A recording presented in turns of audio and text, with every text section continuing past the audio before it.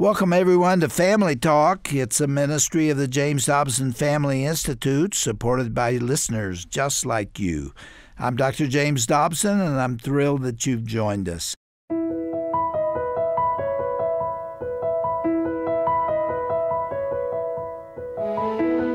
In Psalm 46, we are reminded that God is our refuge and strength, an ever-present help in times of trouble. Let that verse sink in for just a moment. No matter what you're facing right now, God is there. He walks beside us and cares for us like the good shepherd that He's always been. Even as we sit in the middle of a crippling pandemic, God is with us. Today on Family Talk, we'll continue to learn more about this faithful characteristic of our God. Dr. James Dobson's guest once again is world-renowned author and pastor Max Lucado. In his 35 years as a writer, Max has had numerous New York Times bestsellers and has sold over 140 million books. He also serves as teaching minister at Oak Hills Church in San Antonio, Texas. In a moment, Dr. Dobson will continue addressing Pastor Lucado's newest book, which is called You Are Never Alone. The two will revisit more of Jesus' miracles that reflect His heart and care for us. Max Lucado also will open up about a painful childhood trauma that God delivered him from. This is an extremely relevant and touching conversation that we hope you'll enjoy. So with that, here now is our host, Dr. James Dobson.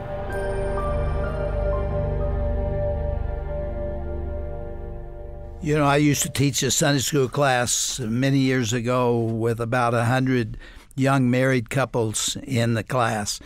And I observed that there were people who came and visited us, and they didn't know anybody, and they were obviously a little uncomfortable. And I watched them out on the edge of the group, and I knew what they were thinking. Does anybody accept me here? Does anybody want me here? Does anybody know I'm here? Most of the people in the class were seeing their friends that they hadn't seen for a week, and they hardly noticed that these people on the outside.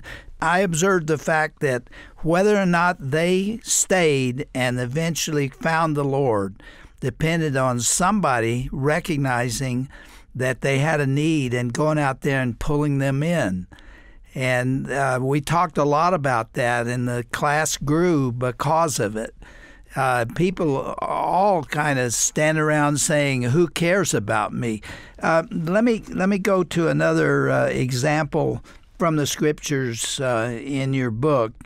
You write about Christ ministering to the lame man at the pool of Bethesda and applied that to today. Explain that.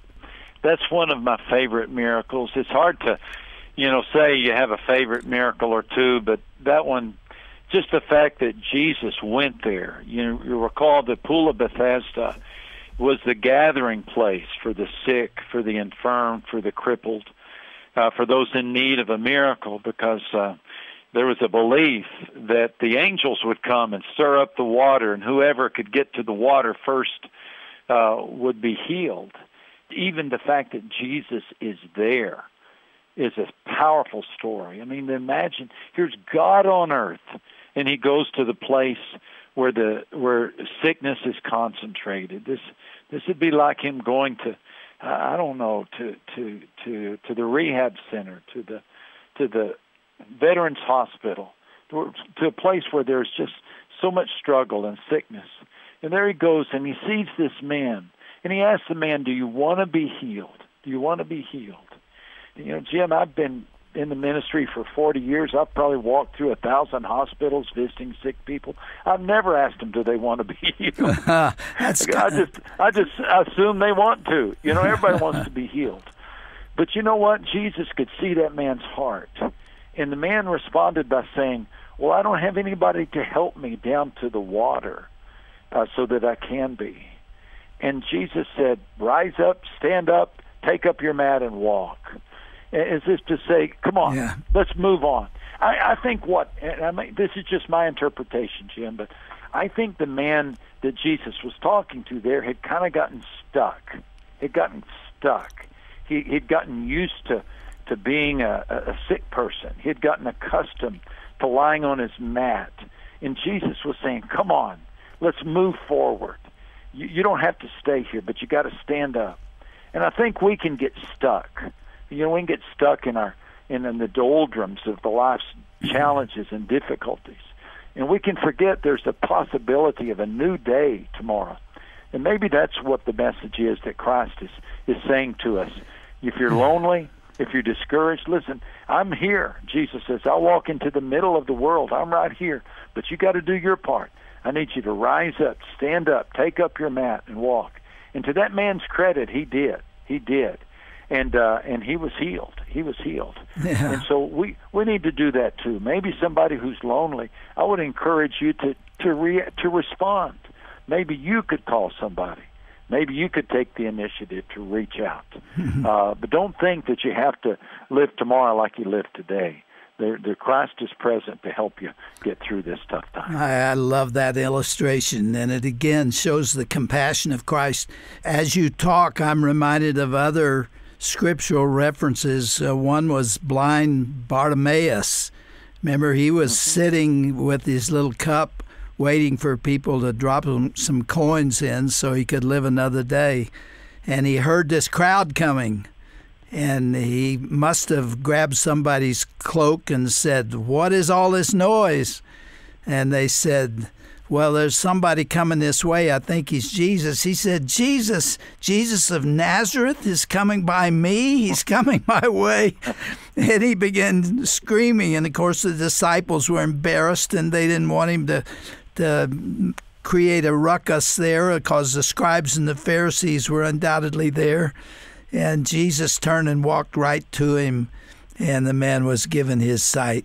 What compassion he has for us. Yes. Just the extraordinary compassion and kindness of Christ. It is. Again, I'm so sorry that our world is having to go through this pandemic.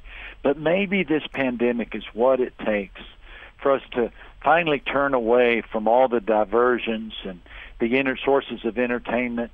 And we're being reminded that they cannot meet our deepest needs.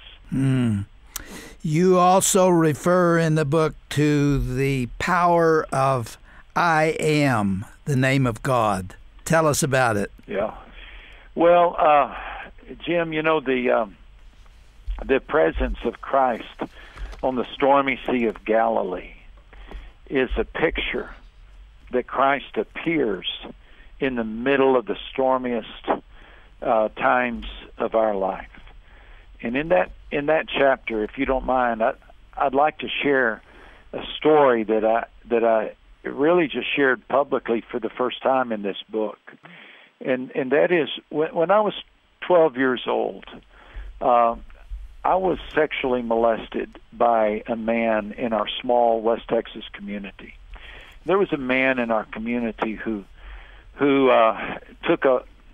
expressed that he liked young men. He wanted to help young men. What none of our dads knew was that this man was a predator. But this man would take me and my four friends, or usually five of us, on weekend camping trips. Now, one time as we unpacked the pickup truck and the tents on a Friday afternoon, we saw that he also had brought several bottles of whiskey. And that weekend was a nightmare, Jim. That man not only made his way through the whiskey, but he made his way through every sleeping bag of every boy. And we couldn't leave. We were just kids. This was way back before the people had cell phones. We were out in the middle of nowhere in the West Texas prairie, and it was a nightmare. He told us not to tell our parents, that our parents wouldn't believe us. And as you know more than anybody, Jim, kids don't know how to process that. I was 12 years old. And I didn't tell my parents. I got in on a Sunday evening, and the church where we attended had a special communion service that day. And so that evening, after my parents went to bed, I thought about that communion service, and I thought what I had missed and how I needed Christ. And I don't know how I knew to do this, but I created my own little communion service. I went into the kitchen. I couldn't find any bread, so I found a piece of potato. I couldn't find any grape juice, so I took some milk. And if you can picture a little freshly bathed 12-year-old boy who's feeling so dirty and full of shame, but I had my own Eucharist, and I called out to Christ. And Jim, Christ came to me. Oh, he came. My goodness. He came. He healed me. He healed me right there. And when I shared that story, one of my editors asked, "Why have you never shared this story?" And I said, because I was healed so immediately. That it's never been, I didn't have to go through counseling or therapy. It was not a factor. Now, I realize that's different than somebody who's in an abusive home. Mine was a one-time event, but it was still horrible. But Christ healed me. And I told this story because I want people to know that's the kind of Christ we serve. It was miraculous that he came, and he came near that 12-year-old boy in that West Texas kitchen, and I felt his presence there. And that moment has been fuel for the fire of my faith for all my many years. And that's why it's with such confidence I tell people, draw near to Christ. Draw near to him. You may feel all alone. You may think you're all alone. And I was all alone there in that kitchen. But Christ came to me. And trusting, he will help you too. Honestly, you have never shared that until you wrote it in this book? Never shared it. Never shared it. In fact, I had to call my daughters, who were all grown, and give them a heads up, because I said, I don't want you to read this first in the book. But I just never shared it because I thought, well, to be honest, I don't know what I thought, Jim. But as I was writing this on loneliness, that could have been the loneliest weekend maybe of my life. But it was such a story of the presence of Christ that I felt like I was ready and I wanted to share it. Did your parents never know it? No, I never told them. But word got out about that man. God bless him. I don't know whatever happened to him, but I do know he moved. I think the word got out from some of the dads of my friends. They heard about it, and somehow that man, either he was encouraged to leave or he knew to leave.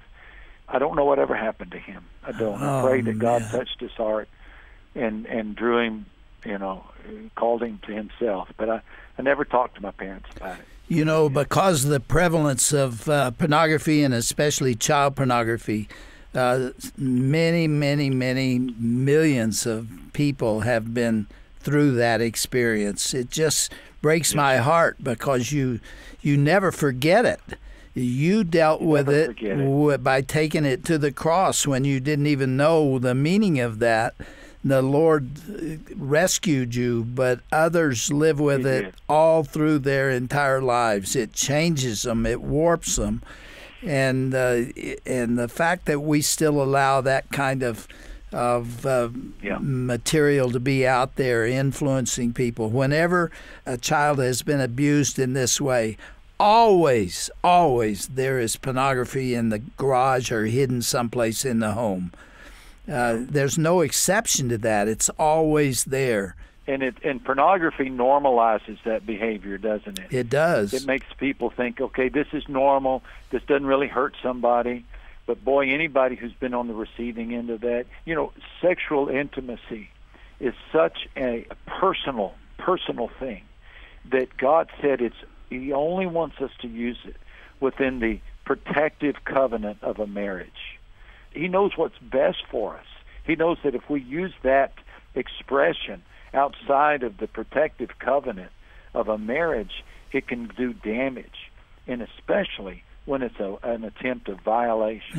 Yeah, my heart has gone out many, many times to people who have grown up in homes where that was a regular event, and a person can spend a lifetime trying to get healing from that type of abuse. It also destroys marriage because there's nothing that you can experience as a man and woman that can compete with airbrushed nudity and all the things that they're designed to capture your mind. And it happens. What I'm so thankful for is that at 12 years of age, you were terribly vulnerable, and that could have warped you for life. I just thank God that He took care of you in that situation. Yeah, and I thank God for my parents, even though I never told them about that. But look, they were taking me to church. They had raised me going to church. And I knew somewhere along the line I had been taught that whenever you're brokenhearted, go to Jesus. What if I was not being raised in a home that attended church? I wouldn't have known what to do with that pain. I mean, how did I know to stage a little communion service? Yeah. It's the craziest thing. Well, it's because my parents had been taking me. So to people who wonder if it's, if they should take their children to church, you don't know when they're going to need it, and you don't know what message they're going to hear that they're going to need.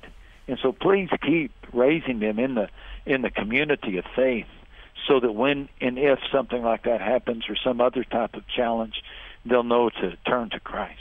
So you did grow up in a strong Christian home. I did, Jim. I did. My dad, God bless him, raised us to all attend church. He raised us not to drink. My brother and I disobeyed that, and we both got ourselves in a lot of trouble in our late teen years. But I came back to faith. I returned to Christ when I was 20 years of age in college. Do you remember Abilene Christian University out in West Texas? I received an honorary doctorate from there. I thought you did. And they had all students had to go to Bible classes, and my dad sent me there because he knew I needed some help. And sure enough, through the influence of one of the Bible professors, I came back to trust Christ, and by His grace, become a pastor. Dr. Royce Money was a great friend of mine. He was president there for many years. Yeah. Wow, Royce is a good friend of mine. Carl Burkeen, Paul Faulkner, I don't know if you recall those names. They were teachers in the marriage and family therapy program at Abilene Christian.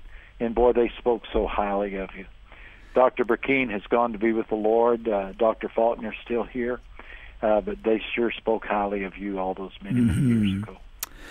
Well, we're right down at the end of the second program we started last time. And we should end with this question right out of your book. How does Christ's death and resurrection connect to the concept of trusting in God's presence? That's a quote from the book. Tell us how.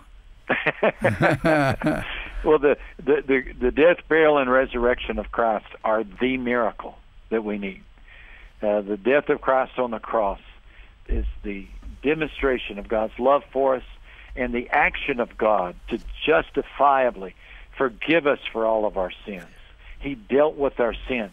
When Christ cried out from the cross, my God, why have you forsaken me?" He was feeling in himself the full consequence of my sins. He paid the penalty. And then when he cried out, "My Father, into your hands I commit my spirit," then that separation that he had felt for my sins, that had been paid for. That had been paid for. There was a miracle there of the curtain temple being torn in two from top to bottom, as if God were himself saying, "I'm going to tear the curtain away and be no more separation between me and my creation." But then Christ was placed in the tomb, and on the third day he rose from the grave. He rose from the grave. And when John went into the tomb and he saw that it was empty, that's when John said he believed.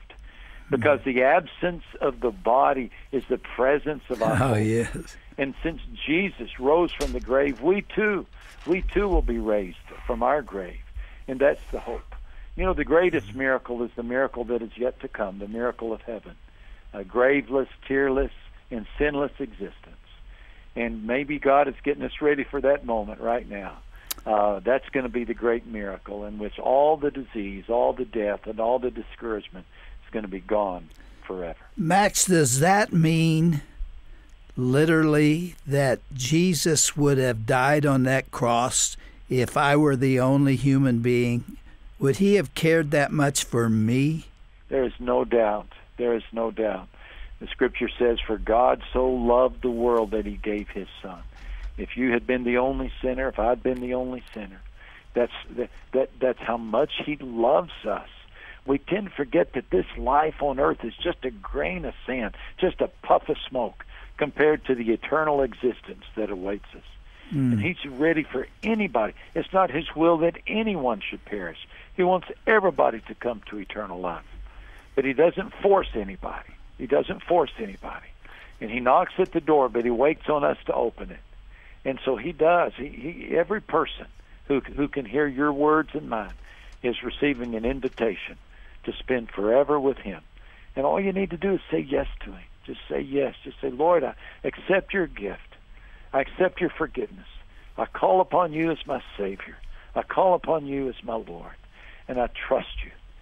And he receives us. Whoever confesses with his mouth that Jesus is the Lord, that person will be saved.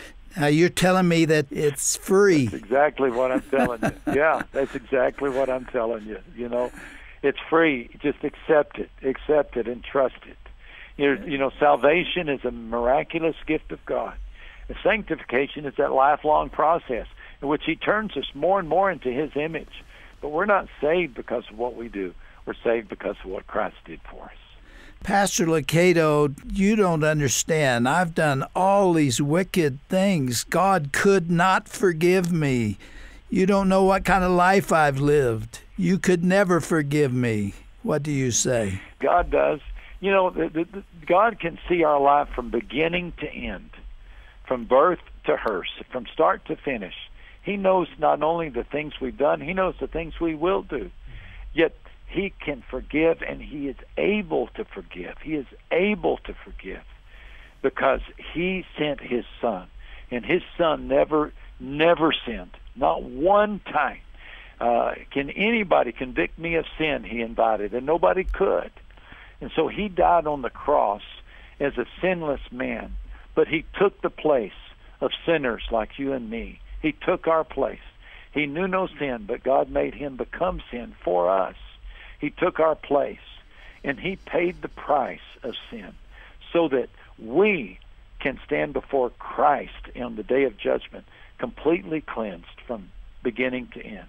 And he declares forgiveness over. There is no condemnation for those who are in Christ Jesus. Max, that's more important than anything else we've said, and I hope that it goes out there and sticks in the heart of the person out there who feels absolutely worthless. I've accomplished nothing. Nobody loves me. Nobody cares. And my life has been a wreck. That good news is there for every one of us, and you've just put it in such beautiful terms. Thank you for being my guest today. We've been talking to Pastor Max Lucado and his new book, You're Never Alone. Trust in the miracle of God's presence and power. Get this book, especially if you have heard something today that resonated in your hearts, and I pray that there are thousands of them. Max, I love you as a brother in Christ. Thank you for being my guest. Keep up the good work, and I can't tell you how much I appreciate you being with us these 2 days. And the same here, Jim. God bless you, and thank you for all these many, many decades, for the countless number of broadcasts that you have sent out. They've got to be in the hundreds of thousands by now. May God bless you and Shirley and give you strength every day of your life.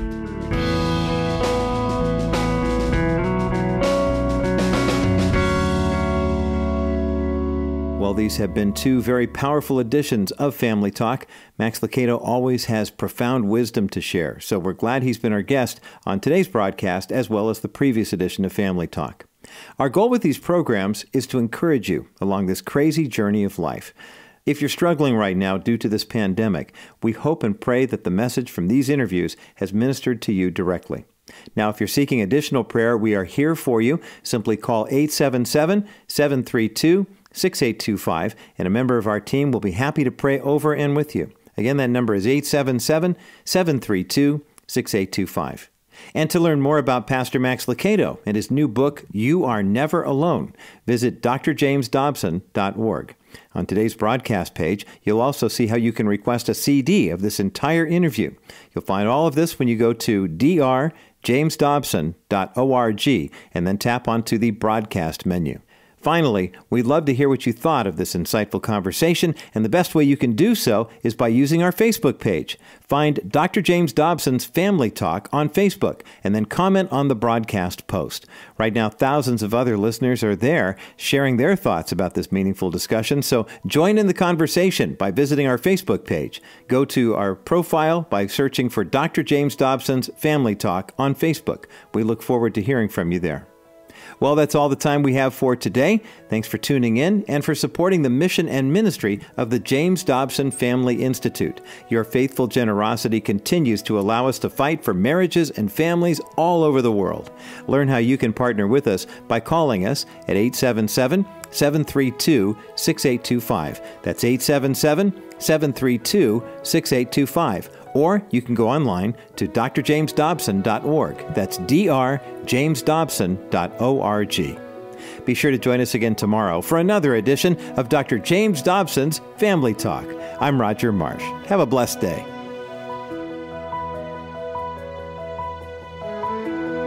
This has been a presentation of the Dr. James Dobson Family Institute.